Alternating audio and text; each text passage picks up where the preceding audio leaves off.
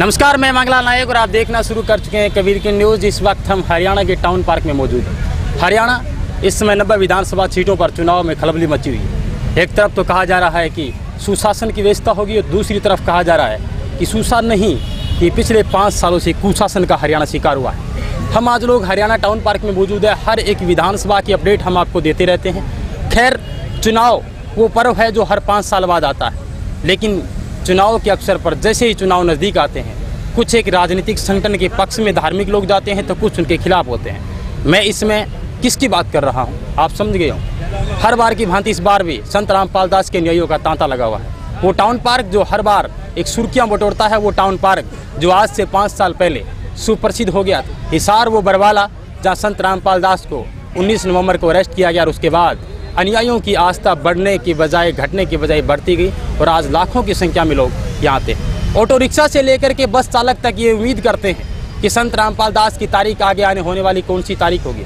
क्यों? क्योंकि आमदनी का धंधा उनका भी जोर शोरों पे। मेरे साथ एक युवा लड़की है, मैं उनसे बात करूंगा। महाराष्ट्र से कहा जाता है कि अंधभक्ति का हिंदुस्तान में हमेशा के लिए जोर रहा है। क्या युवा भी इस अंधभक्ति में डूबे हैं? उनसे बात करेंगे। आपका शुभ नाम क्या? भावना। भावना जी, नाम बहुत अच्छा है। अक्सर भावनाओं की मैं कदर करता हूँ आपके। और हरियाणा के अंदर आप आए हैं, कहाँ से हैं आप? हम पूना महाराष्ट्र से आए। जी बिल्कुल, महाराष्ट्र वो एक वेल एजुकेटेड एरिया है जहाँ से बहुत मुश्किल है कि अंधविश्वासों में लोग आते हैं। कौन सा जादू हो गया जो हरियाणा में आकर के यहाँ आकर पार्क में संत रामपाल दास के चरणों के लिए आते हैं? संत रामपाल जी महाराज जी का जादू यही है, जो तत्व ज्ञान, जो आध्यात्मिक ज्ञान उन्होंने ऑथेंटिक प्रूफ्स एंड फैक्ट के साथ दिया है, बस उसी का जादू हम पर हो गया। इसीलिए हम उस परमात्मा के लिए यहाँ पे आए हैं। जी जी जी बिल्कुल। मैं दूसरा नेक्स्ट क्वेश्चन करना चाहूँगा। मैं 5 साल पहले जाना चाहूँगा। आपके गुरु है, आध्यात्मिक गुरु है और भारतीय के धार्मिक गुरुओं का देश रहा है। हर एक अनुयायियों की भावनाओं को समझते उनकी कदर करना चाहिए। लेकिन अन्य जो गुरु है वो जेल के अंदर है, कैसे डिफाइंड करेंगे, उस मंत्र कैसे प्रभावित करेंगे?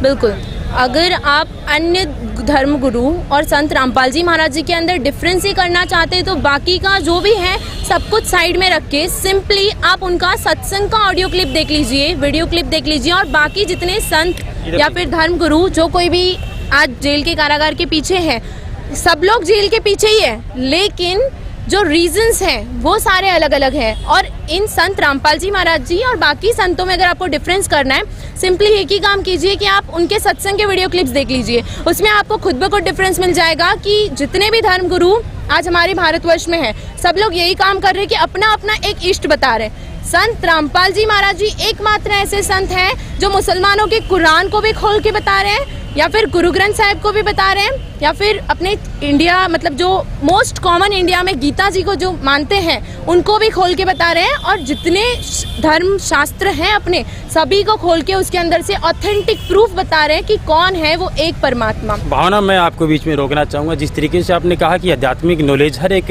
इंसान की ज़िंदगी में भी होता है, और आपको मैं पूरे दावे के साथ कह रहा हूँ कि हिंदुस्तान के अंदर 100% में से जो बाबाएँ हैं उनमें से शायद 10% बाबों को पता होगा कि हिंदू धर्म का जो सदग्रंथ है वो गीता है और गीता के अंदर अध्याय कितने हैं। मैं मानता हूँ इस बात को, लेकिन मैं मेन मुद्दे की जो बात पूछ रहा हूँ आपसे, सीधा और स्ट्रिक्ट सवाल मेरा यही आपसे, क्या रीज़न रहा, किस पुस्तक की वजह से ये सब बवाल हुआ कि आज संत देशद्रोह का मुकदमा फेस कर रहा है? बिल्कुल, संत रामपाल जी देशद्रोही होने का मुकदमा इस कारण से फेस कर रहा है क्योंकि देखिए, जब संत रामपाल जी महाराज जी ने पूरे विश्व को आमंत्रण दिया था कि अगर आपके पास में सच्चा ज्ञान है तो आप हमसे ज्ञान चर्चा कीजिए, ताकि जनता को भी तो पता चले ना कि सच्चाई क्या है, ठीक है। और अगर आपके पास में ज्ञान नहीं है तो भारत की भोली भाली जनता की श्रद्धा का मजाक उड़ाना बंद कीजिए। इस प्रकरण के पीछे मेन किसका हाथ मानते हैं? राजनीति, धार्मिक बाबा, या फिर कोई और तीसरा? जी नहीं, इस सारे प्रकरण के पीछे सिंपली राजनीति और धार्मिक जो बाबाएं जितने भी हैं ना, इन दोनों का मिश्रण होने के बाद में ही ये सारा पॉलिटिक्स हुआ है। क्योंकि जो धार्मिक बाबाएं हैं, जब वो ज्ञान से नहीं जीत सकते थे तो उन्होंने सोचा कि क्यों ना हम पॉलिटिक्स के साथ मिलकर ये सारा षड्यंत्र रचें। कितने साल से जुड़े हो बाबा? हम 2006 से जुड़े हुए हैं। 2006 से? 2006 के अंदर प्रकरण हुआ था क्रौंथा आश्रम, जब बरवाला नहीं था, सोनू नाम के लड़के की हत्या हो गई। उसके बाद बाबा को अंदर ले जाया गया और 2 साल तक जेल की सलाखों के पीछे रहे और अचानक जमानत मिले, बाहर आए, 100 किलोमीटर दूर जाकर के अपना रैन बसेरा बसाया। लोगों का कहना है हाँ, किस तरीके से एग्जिट पोल को आप तैयार करोगे ताकि लोग आपसे सैटिस्फाई हो कि मेन पीछे कारण क्या था और आज क्या क्या हो रहा है? देखिए, संत रामपाल जी महाराज जी के साथ में जो कुछ भी पहले से लेके अब तक जो कुछ भी होते आ रहा है, सब कुछ मेन मतलब मुद्दा आध्यात्मिक ज्ञान का ही आ रहा है और सच्चाई का ही आ रहा है, क्योंकि उनकी कोशिश एक ही है कि भारत की या फिर पूरे विश्व की जो भोली भाली जनता है जो कि भगवान में बिलीव करती है, फिर आर्य समाज को विशेष टारगेट किया जा रहा है संत रामपाल दास की कम्युनिटी के द्वारा कि मूल जड़ है वो विवाद का यही है। कैसे परिभाषित करेंगे आर्य समाज को आप?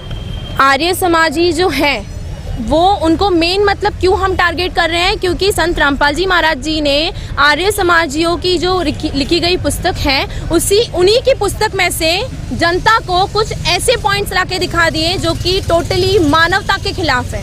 इसी वजह से उन्हें गुस्सा आया कि कहीं हमारी रोजी रोटी बंद ना हो जाए, इस चक्कर में उन्होंने ये सारा कांड करवाया और मेन मतलब वही है इस चीज़ के पीछे। जी 2013 की मैं बात करूं, जब प्रकरण हुआ था 12 जुलाई 2013 की, ग्रंथा आश्रम को घेर लिया गया था। उस टाइम सरकार कांग्रेस की थी और बीजेपी विपक्ष था। और इस बार 18 नवंबर 2014 को जो प्रकरण हुआ था, सरकार बीजेपी की थी और मुख्यमंत्री थे वो अपोजिशन में भूपेंद्र सिंह हुड्डा थे और वर्तमान सीएम खट्टर साहब थे। तो क्या मैसेज देना चाहेंगे दोनों को, क्योंकि भागीदारी दोनों की सेम रही?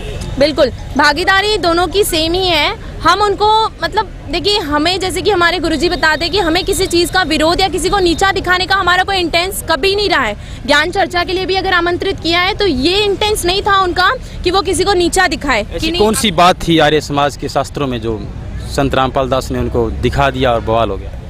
दर्शक जानना चाहते हैं, मैं नहीं। जी हाँ बिल्कुल, संत रामपाल जी महाराज जी ने जो कुछ भी ऐसी टिप्पणियां आर्य समाजियों के ऊपर की गई थी, उनमें से सबसे पहला पॉइंट जो कि उनकी किताबों में स्पष्ट रूप से लिखा गया था, जो विवाह की जो उम्र उन लोगों ने एक लड़का और एक लड़की की बताई थी, सबसे मेन टिप्पणी तो वही थी जो हमारे मानवता के टोटली खिलाफ है कि एक आदमी जो कि टोटली बुजुर्ग है उसके साथ अगर आप एक छोटी बच्ची या फिर एक जवान लड़की की शादी करवाते हो तो क्या ये सही है? आप जो मानव समाज है हम खुद सोच समझ सकते हैं, खुद सच्चाई को जान सकते हैं ना, तो थोड़ा सेंस लगा के सोचिए क्या ये मानवता के साथ है?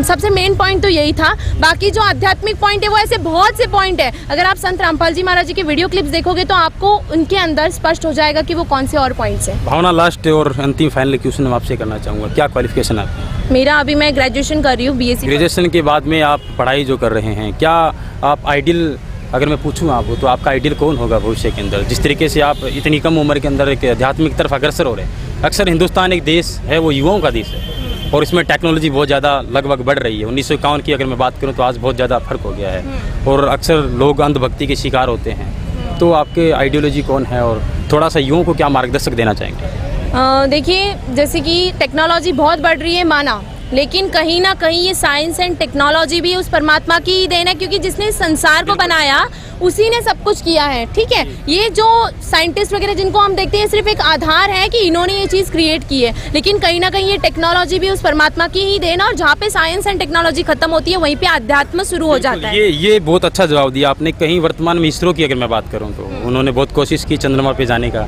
मापदंड करने का, अंततः वो फेल हो गए थे। कहीं ना कहीं वहाँ पे भगवान का रोल जरूर है, कहने का मतलब। देखिए, कहीं ना कहीं भगवान अगर ये ऐसी कोई चीज़ें बताते हैं तो वो इन शॉर्टली आपको यही गाइड करना चाहते हैं कि देखिए, इंसान थोड़ी सी सफलता पाके ये सोच लेता है कि नहीं मैंने बहुत कुछ पा लिया या फिर मैं सब कुछ कर सकता हूँ, लेकिन ऐसी जो चीज़ें होती है ना, इससे वो परमात्मा एक ही चीज़ बताना चाहता है कि नहीं बच्चों, आप सब कुछ नहीं कर सकते। कहीं ना कहीं वो समृद्ध जब तक आपके साथ ना हो ना तब तक आप कुछ नहीं पा सकते। भावना, लास्ट क्वेश्चन आपसे करना चाहूँगा, उम्मीद है कम बैक करेंगे संत रामपाल? जी हाँ, उम्मीद नहीं, 102% हमें यकीन है। इसको उम्मीद नहीं, इसे हमारा 102% यकीन कहते हैं कि संत रामपाल जी महाराज जी आएंगे। और जिस समय अब इस बार वो आएंगे ना, तब अच्छों को उनके आगे घुटने टेकने पड़ेंगे, इस तत्व ज्ञान के आगे उनको घुटने टेकने पड़ेंगे। और संत रामपाल जी महाराज जी इस बार जब बाहर आएंगे ना, तब पूरे विश्व में एक झंडा, एक भाषा और एक ही परमात्मा की पूजा होगी, और वो है संत कबीर जी। उन्हीं बिल्कुल, आपका धन्यवाद। देखिए, संत रामपाल दास के बारे में बहुत सारे आध्यात्मिक किस्से सुने होंगे, लेकिन युवा जो लोग हैं उनका कहना है कि संत रामपाल दास जरूर आएंगे। बहरहाल हम आपको बता देते हैं कि बहुत सारे मुकदमों का फेस कर रहे हैं और उम्र कैद की सजा भुगत रहे संत रामपाल दास के अनुयायियों की आस्था है वो अभी भी आज भी अटूट है। बने हमारे साथ, और विशेष कवरेज जारी है, अनुयायियों से और भी राय लेंगे। धन्यवाद।